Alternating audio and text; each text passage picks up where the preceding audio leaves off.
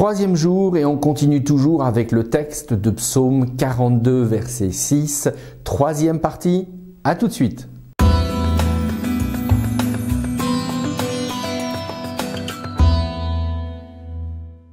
Comme nous le faisons depuis le début de cette semaine, relisons le texte. On va le connaître par cœur à la fin de la semaine. Pourquoi me décourager? Pourquoi me plaindre de ma vie? Il vaut mieux compter sur Dieu. Oui, je vais encore le remercier, lui, mon Sauveur et mon Dieu. En ce mercredi, je veux aborder avec vous la troisième partie. Il vaut mieux compter sur Dieu. Cette phrase, elle m'a donné beaucoup de fil à retordre. Parce que je me suis posé la question en préparant, que signifie compter sur Dieu? Finalement, est-ce qu'on peut dire que l'on compte sur Dieu comme on compte sur son ami pour aller visiter son père, si vous avez suivi la série de la semaine dernière? Est-ce qu'on peut compter sur Dieu comme l'idée de quelqu'un qui va appeler au téléphone à ma place, etc. Non. C'est pas possible. Sinon, nous allons faire ce que l'on appelle un anthropomorphisme, et donc ça veut dire donner à Dieu des vertus ou des caractères qui sont propres aux humains. On n'est pas dans ce cadre-là.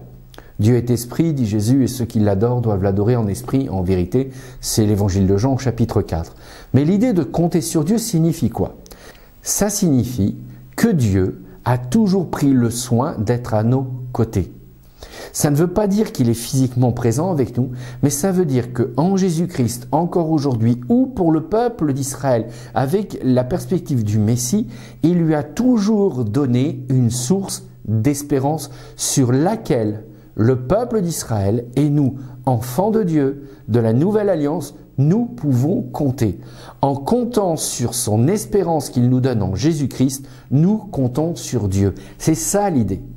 Et il me semble difficile pour les chrétiens aujourd'hui de dire qu'ils sont dans la désespérance chronique. Et malheureusement, ça arrive plus souvent qu'on imagine, cette désespérance chronique. Alors qu'en réalité, Dieu nous dit toujours, reste dans l'espérance. Et j'aime cette phrase que je dis à l'ensemble de mes amis, nous devons composer avec la réalité tout en demeurant dans l'espérance.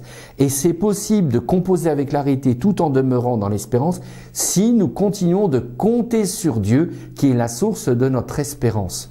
Voilà pourquoi même la personne qui vit des moments difficiles peut dire « Je crois en toi Seigneur et les faits n'auront pas raison de mon espérance. Je compte sur toi pour ranimer ma foi de l'espérance. » Et là, la prière, elle prend un autre sens. Ce n'est plus une prière de complainte, c'est une prière d'une relation qui s'adresse entre un Dieu et un enfant, un père et un fils, un père et une fille. Oh Dieu, je n'en peux plus, mais redonne-moi, s'il te plaît, de voir l'espérance avec tes yeux. Et si je n'en ai plus la force, place sur ma route des gens qui vont me remontrer cette espérance.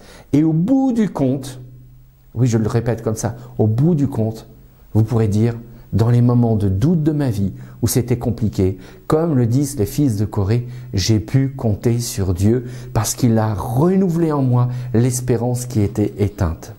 Alors je ne sais pas où vous en êtes dans votre espérance aujourd'hui, si elle est éteinte, si elle est toujours d'actualité, si vous êtes vous-même porteur d'espérance, est-ce que vous avez cette espérance qui vous anime? Est-ce que vous passez par des moments difficiles? Mais je vais vous laisser vraiment avec cette parole d'encouragement pour bien commencer la journée.